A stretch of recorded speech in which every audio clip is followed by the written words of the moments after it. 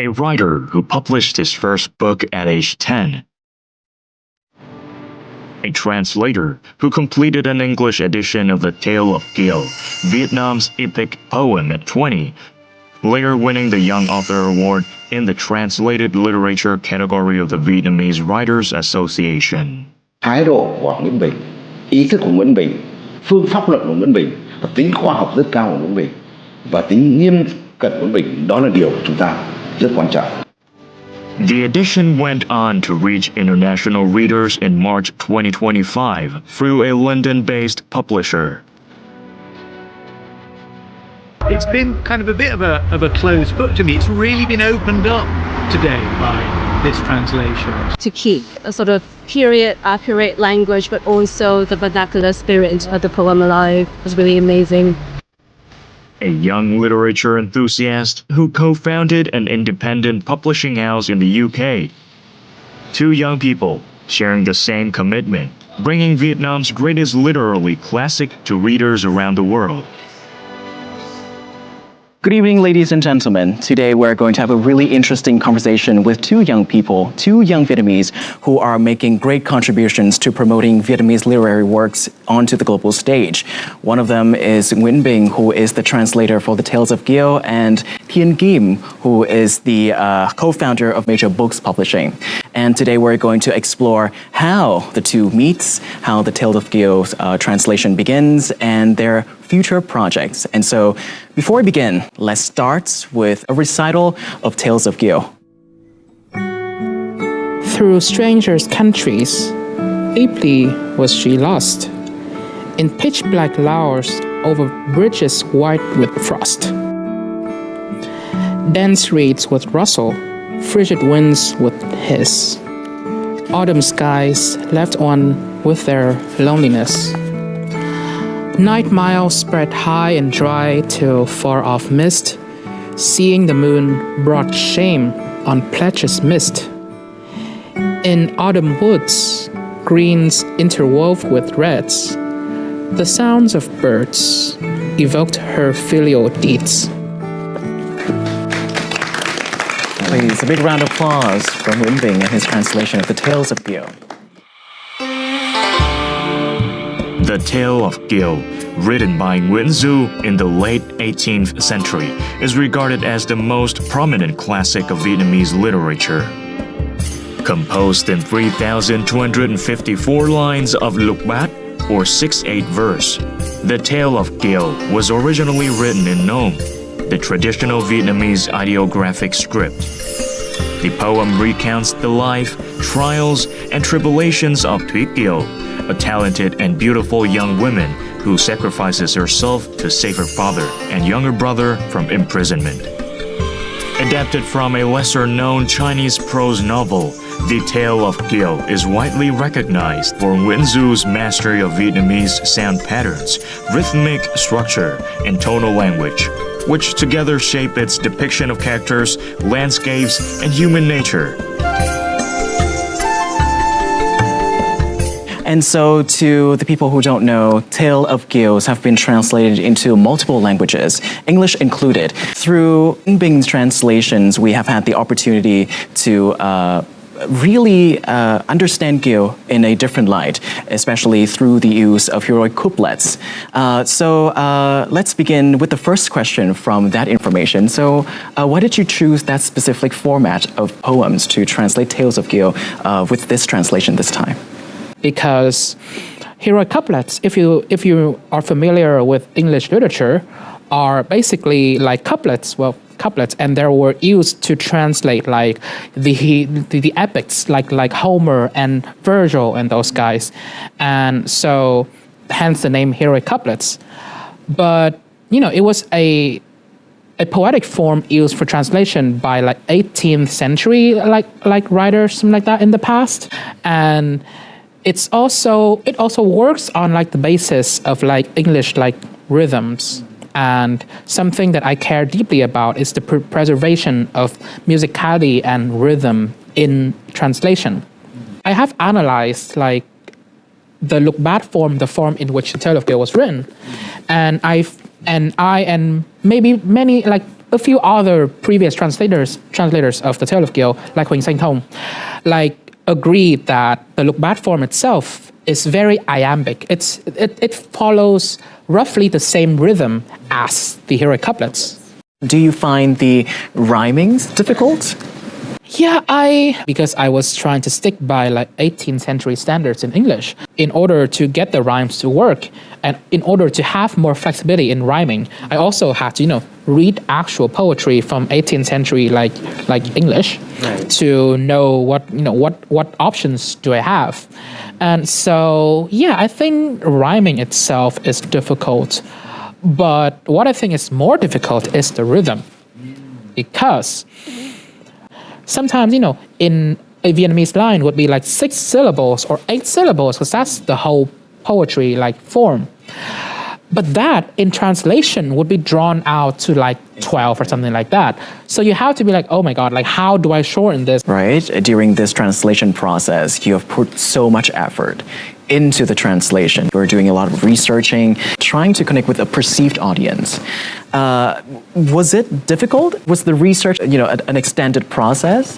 Let's just say I had to learn classical Chinese for that, and I had to acquaint myself with chữ Nôm, which is, for those of you who don't know, is the old script that Vietnamese used to be written in before we switched to the Latin alphabet. So I spent 5 years on this thing, and the translation itself, it took like what, 2? Like it's very 2 negligible years, whereas the research might be the rest of it, because because there's so much about this. Like there's so many variations, there's so many controversies, so many arguments, like throughout the centuries. Or different lines, you go with, you reference different variations, or is it like the one variations of it that you stick with throughout?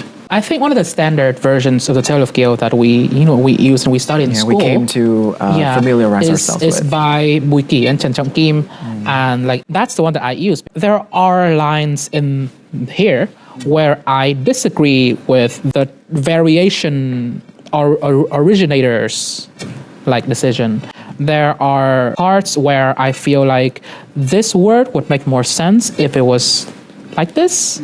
If you can point out one of the examples from one of the lines that you have disagreed with, the main source materials that you have variations. So I think maybe it's one of the lines, when Kim Chong and Kieu, certainly, there was like a houseboy who came and was like, hey, your uncle just died abroad. You had to come back and attend the funeral. And Kim Chong came to Kieu's terrace and was like, oh my God, I have to go, sorry. And then Kieu was like, oh my God, what does the creator hate us so? Like, what is the weaver? The weaver refers to like the person who weaves our fates together. And I think the version by Bùi Kỷ and Trần Trọng Kim was like, why does the weaver hate us so? But the version that I see more like commonly is like, why does the weaver like impede us so? Like, so it's not just hate, it's like preventing. There were like tidbits that I disagreed with, and in those parts, I would cite a different version and be like, this is the one that I agree with. Turning over the question to you, Kim. Initially, when you were receiving this, the first draft, do you have a lot of faith? I absolutely have a lot of faith in it. When I received the first draft of the translation, I knew that I wanted to publish this translation. I really, really appreciate the fact that Bing stray away from using blank verse, and because blank verse is not the format that can retain the most rhyme and the musicality of the poetry, which is something that Bing emphasized as well. It's mostly that, but also I wanted to put the spotlight on Bing's translator's note in the beginning, Bing's introduction and translator's notes. As Bing said, when reading a work such as The Tale of Kieu, this is a work that requires a lot of thinking and reflecting in order to approach. And Bing's introduction and translator's notes are perfect segue into approaching the world of the medieval Vietnam world of The Tale of Kieu. Nguyễn Bing's English edition of The Tale of Kieu opens with an introduction that orients readers to the poem's world. The note outlines essential facts about the author Nguyễn Du and the writing script of the time.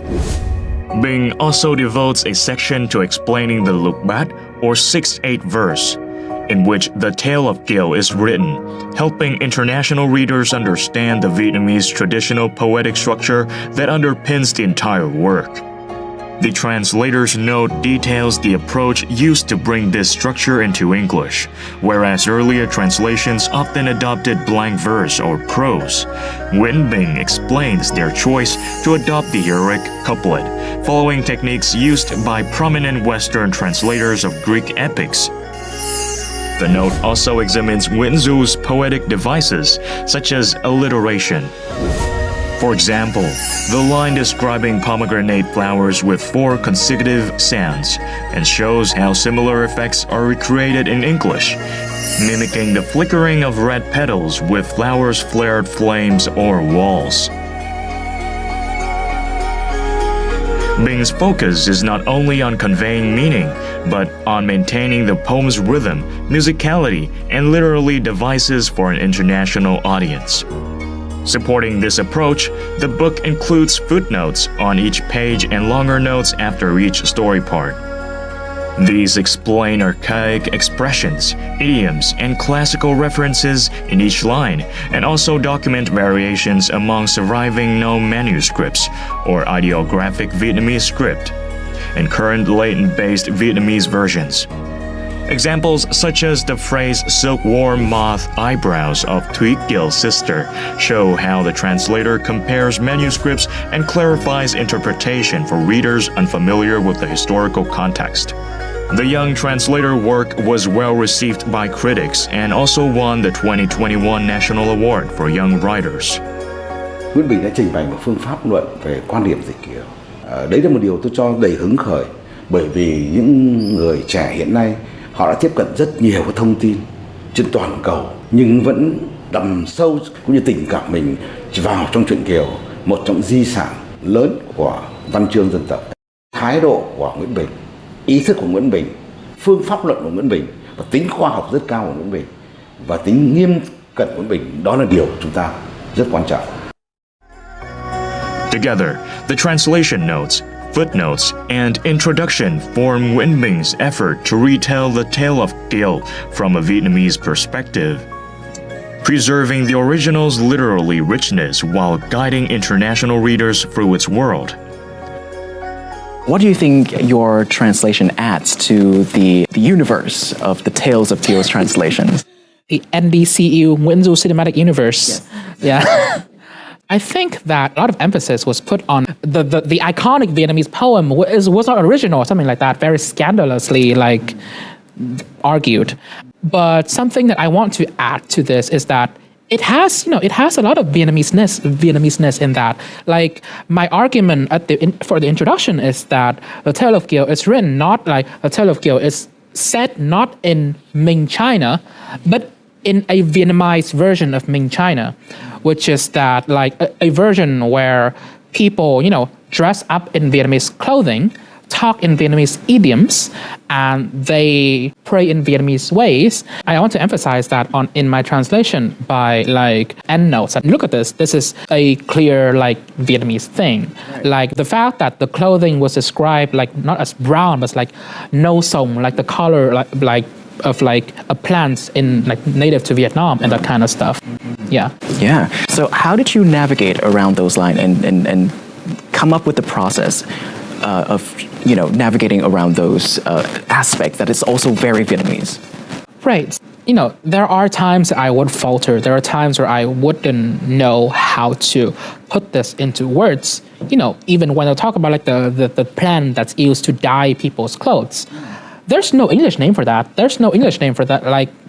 Many of those things. There's like phrases like "ăn xôi ở thì." Like, how do you convey soy, the half pickled vegetables, into English? You can't. So you have to find some middle ground. My process when I come face to face with those parts is that I try to translate middlingly, and then I add an endnote and be like, hey, so this is what I meant. So that's why when I sent this manuscript over to Kim, who's right here, I insist that we should have the endnotes right after every part, because I want the reading of the endnotes to be part of the experience. Because this is not just like a poem that you could just enjoy while sitting at a bus stop. It's old, and you need context, even as a Vietnamese, to understand this thing. I really want to ask, as a very young translator and someone who is very well versed in the literature sphere, you could have begun your journey as an author and created new novels or books for yourself. Why begin with a translation? Is it any particularity about the tale of Kieu? So I started out as an author myself, writing like children's sci-fi novels, whatever, when I was 11. For a while, I was both a writer, like prose, novels, but also poetry, but also translating. And I could have started out with any of those three, but I think what happened to me was that I went abroad for the first time in my life, and I studied in the US. And the tale of Kieu, this work that I didn't really like growing up, honestly, suddenly became something that I held onto while abroad, because the tale of Kieu's displacement and her journeys and that it spoke to me as a 17-year-old leaving home for the first time. And so there was that personal element in working on the tale of Kieu, but also for me, translation, I would call myself a pragmatist, because translation was something that I could do as an undergrad. Translation became something that kept my creative gears going, but I have a text to base everything on, so it gives me this routine. So I would say that translation it just happened to be something that worked for me during that time, and the tale of Kieu specifically became something that resonated with me. So, yeah. What point do you feel this translation needs to be seen by the world? So I was working on this by myself in my dorm room, and being 17 or 18 years old, and I was I don't think this would ever see the light of day, and to publish it as well it will be kind of bold.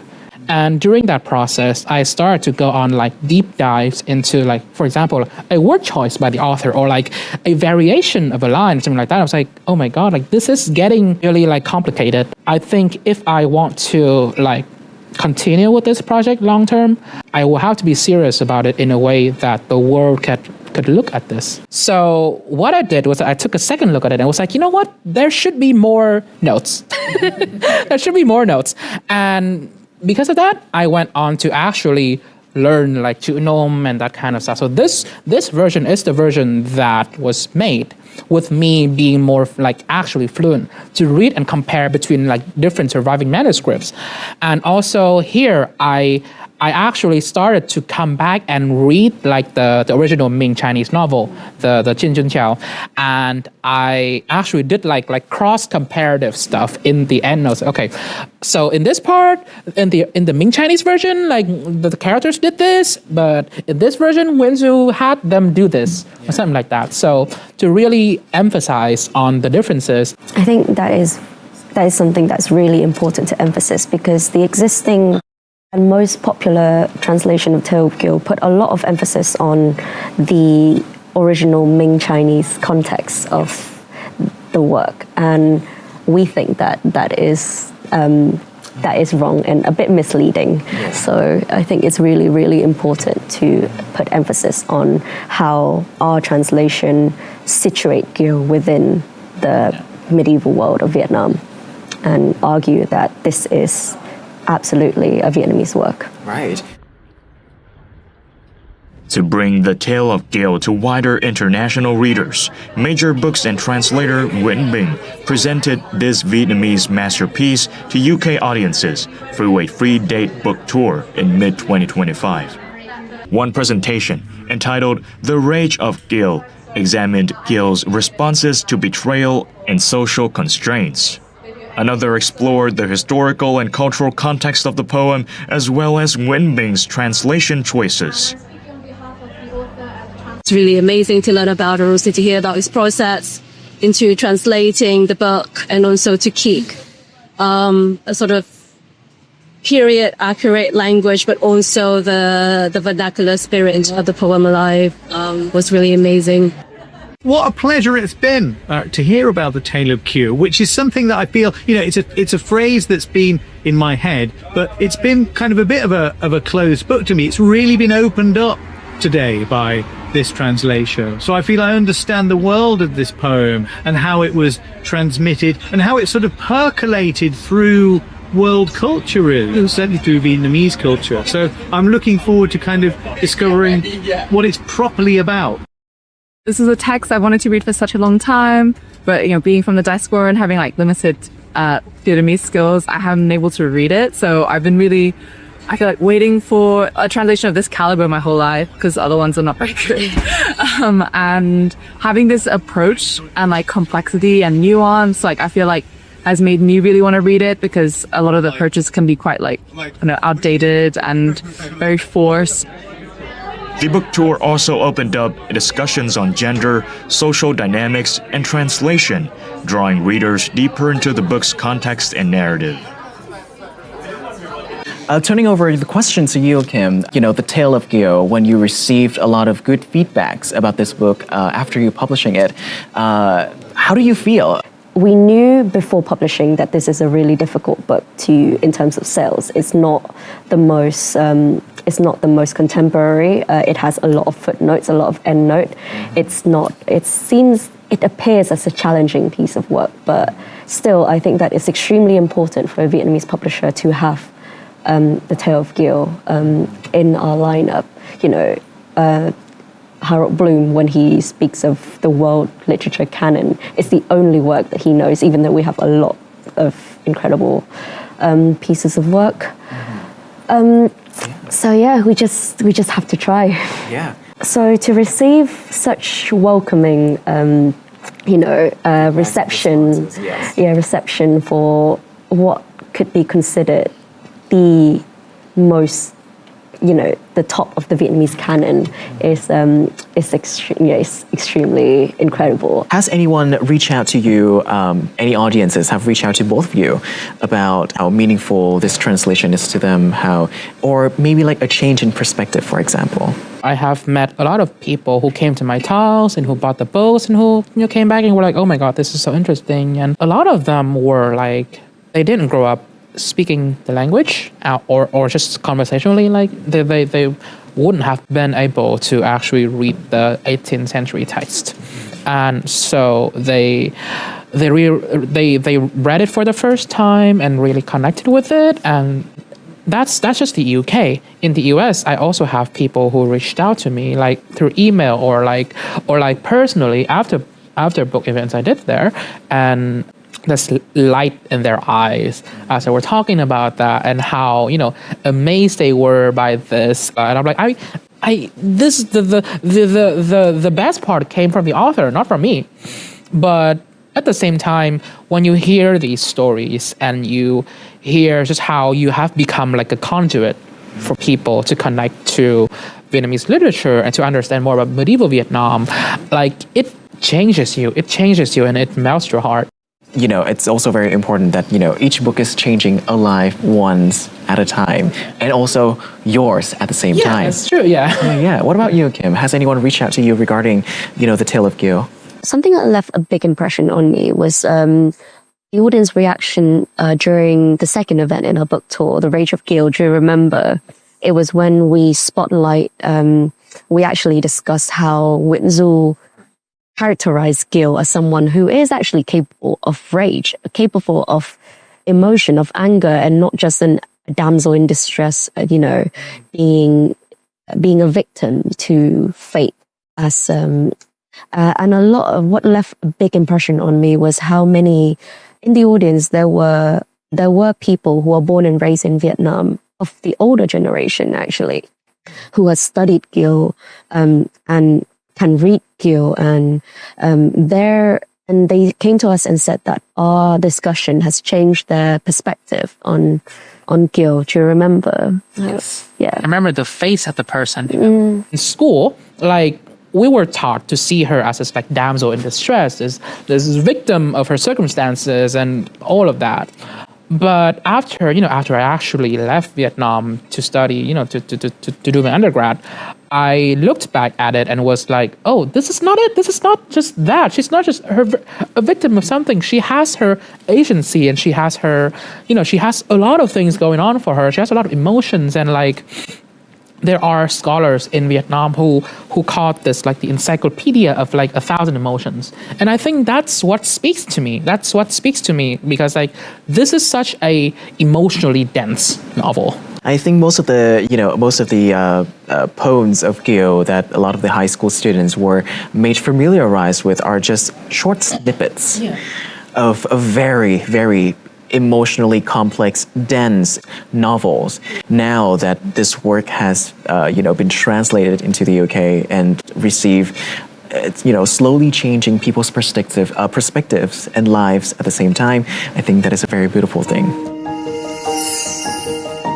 For Nguyen, this dedication to translation stems from a lifelong engagement with literature. The Hanoi-born writer published their first book, The Battle with Planet Phantom, a multi-part science fiction novel about interstellar conflict, at age 10. Over the years, Bing expanded into essays and poetry in both Vietnamese and English, often exploring classical texts and the ways literature reflects social conditions. Bing holds degrees in linguistics and astronomy and is currently a PhD student in astronomy. Alongside academic research, Bing is writing in the novel Historian on the Sand and completing the first Vietnamese translation of Virgil's Aeneid, a Roman epic about the Trojan hero Aeneas. Their approach to translating the tale of Kieu applies the same method, focusing on linguistic structure, historical context, and making classical works accessible to contemporary readers. Bing's work resonated with Truyện Kiều, co-founder of Major Books in London. With a background in comparative literature, she co-founded Major Books in 2022 to promote Vietnamese literature globally. For these two young people, their collaboration on the tale of Kieu reflects a shared mission to see Vietnamese literature read, valued, and respected around the world. You're pursuing astronomy in the US. How did you find the energy and the power and the motivation to pursue all of these goals? I don't think I have energy for so many things. You have to like kind of juggle a little bit. And the way that I see it is that like, deep down, the reason why I'm so intrigued by these different things, like literature and history and astronomy and linguistics and those kinds of stuff, is just out of curiosity. It's just out of like, I feel like something about this speaks to me and I want to to pursue it. Like even in literature, I'm not interested in all the literature. Like I tried to be, but I was like, no. I think my niche at the moment is like medieval stuff, which is why I have this going on. But also like in astronomy as well. Like I don't like overwhelmingly like the field. I like subsections of it, and so in the end, like it's basically just like finding different like interests in different places and really like honing your skills. If that makes sense. Right. So turning over to someone who is juggling a lot of things different at once. Kim, you did start it out as someone, let's say, comparative literature in the UK, and then later chose a career path in literary publishing. And so how does these two obviously kind of like, help support each other? How does this career came to be? I graduated during COVID. So I spent over a year back in Vietnam because of lockdown. I wanted to be close to my family. I actually have two books company, one in the UK, Major Books, and in an older sister based in Vietnam, Coral Books and Media. And the co-founder of Coral Books approached me and asked if I was interested in starting a books company with him. So, COVID, you are bored out of your mind. You freshly graduated. You're like, I want to do something meaningful. So I dived headfirst into it. And somehow books has become my full-time job right now. But you're not stranger to book, aren't you? Not, but I would say it's very, very different. And studying books and making books. Of course, studying literature gives you the confidence to read a book and have the confidence to say, I think this is good, I want to publish this, and allow you to be able to justify your choice. But when you study books, all you're focusing on is yourself, your own personal impression of the book, how you read it, how you think, and how you think about it. You don't have to worry about anyone else. But when you make a book and when you sell it, it's all about the audiences and perceptions. It's all about everyone else. Yes. A bit about yourself too, but a lot about other people. And how you judge a book when you study it is very, very different as well. You only look at it in its literary value. Even if a book is extremely niche and obscure, you can't simply make those decisions based on that when you run a company, obviously, because it's not just about what you like anymore. It's about looking at a book and looking at a work of literature as a product is a very, very interesting shift of mindset. The vast body of literature written by Vietnamese in Vietnamese remains largely untranslated and inaccessible to the English-speaking world. That silence is what Thiên Kim and Nguyễn are working to change with major books. Since The Tale of Kieu's release in March 2025, the publisher has sold about 1,000 of its 2,000 printed copies, a solid figure for a newly founded press. And The Tale of Kieu is only the beginning. In this first collaboration, Major Books and Nguyễn are now joining hands on a new journey, bringing Vietnamese folktales and literature to the world. Their upcoming project, The Treasury of Vietnamese Folktales, gathers more than 200 stories from across the Vietnamese people, from the classic Tấm Cám to the legend of Mother Goddess Liễu Hạnh, the eternal battle of Sơn Tinh, Thủy Tinh, mountain god and river god, and the tragic fate of Mi Châu and Trọng Thủy. The collection celebrates cultural heritage, storytelling traditions, and the enduring power of myth. Major Books work towards resisting the minor status often imposed on certain languages and literatures. From overlooked classics to new voices, Major Books hopes to curate works across eras and genres, from critically acclaimed post-war fiction to national epic poetry, to contemporary LGBTQIA+ writings. Major Books in the UK, where you're currently, as a co-founder, has chose one of its mission is to also spotlight Vietnamese literary works.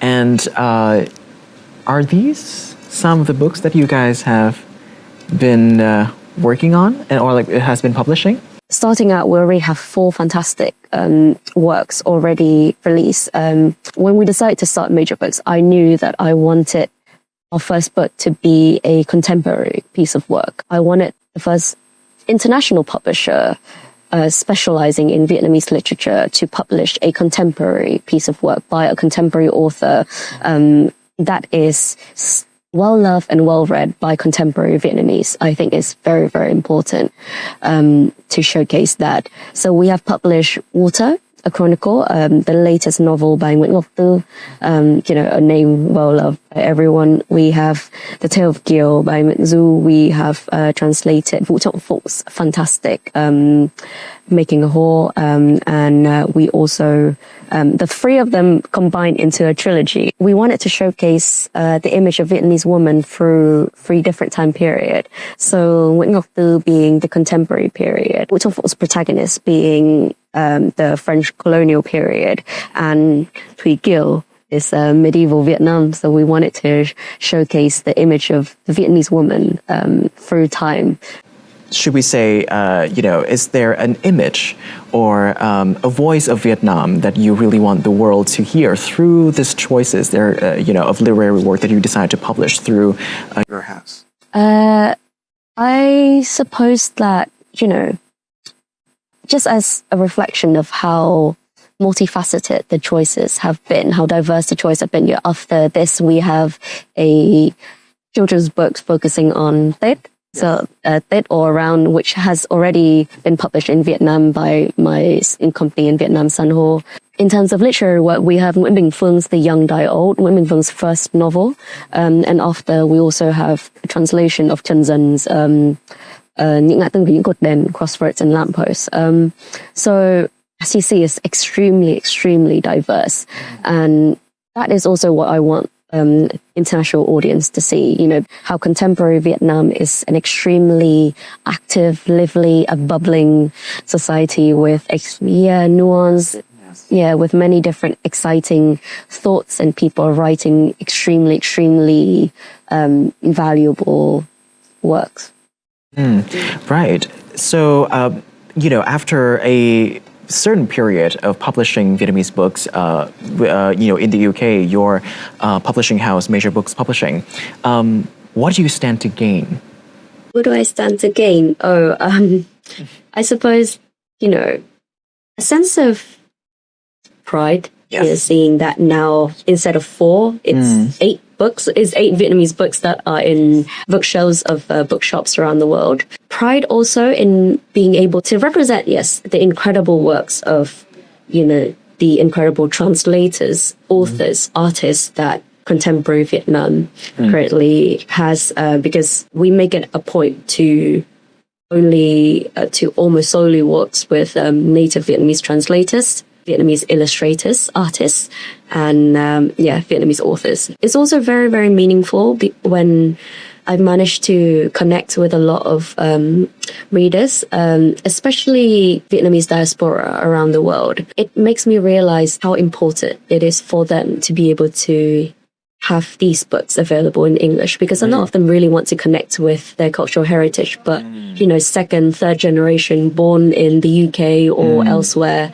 they might not have the linguistic ability to read the original Vietnamese. Or try to enjoy it as well. Yeah. As well as, and you know, do you feel like your work here, you know, referencing again as a young person, and you know, going around the world spreading the you know, the Vietnamese literary agenda to the world, it's going to inspire other young people to join your cause as well? A personal hope of mine is for young people in Vietnam nowadays to continue writing, because, you know, writing is a difficult career and getting published is very, very difficult. Even within Vietnam, I see that it's almost like 80% of what we read nowadays are translated works from different literatures.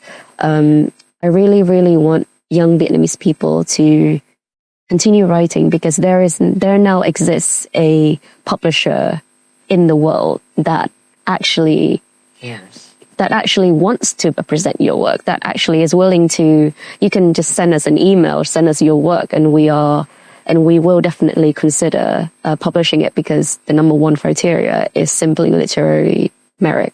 So, yeah. Something that being mentioned just now that I also want to touch on is what I want to tell people about the Tale of Kieu is we want people to realize that this is a very, very interesting piece of work. You know, it's not just some old poem that that, you know, it's trapped in the past. It can't, it's not relevant anymore. You don't only have to have the mindset of, you know, I have to study this, but it's something that you can actually enjoy. It's a story about failed love. It's a story about failed love with a protagonist who suffers, who gets angry, who falls in love, who makes mistake. It's a very, very relatable story. And I really, a lot of us can relate to this narrative. And we really want people to, you know, pick it up and give it a try. You know, through this very long process, starting from translation, turning into an actual project, and now doing a book tour, meeting a lot of people, does it reveal to you anything new about, you know, the Vietnamese literary works and the demand for it? Yes, it has revealed a lot. You know, the fact that bookshops are very excited to receive our books, to order our books. The Vietnamese diaspora, as I mentioned to you, showered us with gratitude. You know, there's clearly a demand for more Vietnamese representation in in the global publishing scene, what we are doing, along with other indie publishers, you know, who are doing the same works for other languages, is putting the building blocks for the road for these works to meet reception and the recognition that it deserves. And so thank you so much again, Bing and Kim, for really coming over to our show and really explains to us, you know, the entire process of, you know, translation to publishing, and how this is going to serve as an example that Vietnamese literary works deserve the spotlight, rightfully spotlight, not only the classics, but even the contemporary one. And to the audience at home, aspiring authors, or maybe just enthusiastic readers who are listening to these conversations right now, I hope this conversation here will inspire you to pick up, you know, a translated book, a literary Vietnamese work, or maybe pick up a pen and write your own stories. And thank you so much for listening to our show, and we'll see you again on the next episode of Talk Vietnam with even more of our inspiring guests. Goodbye for now.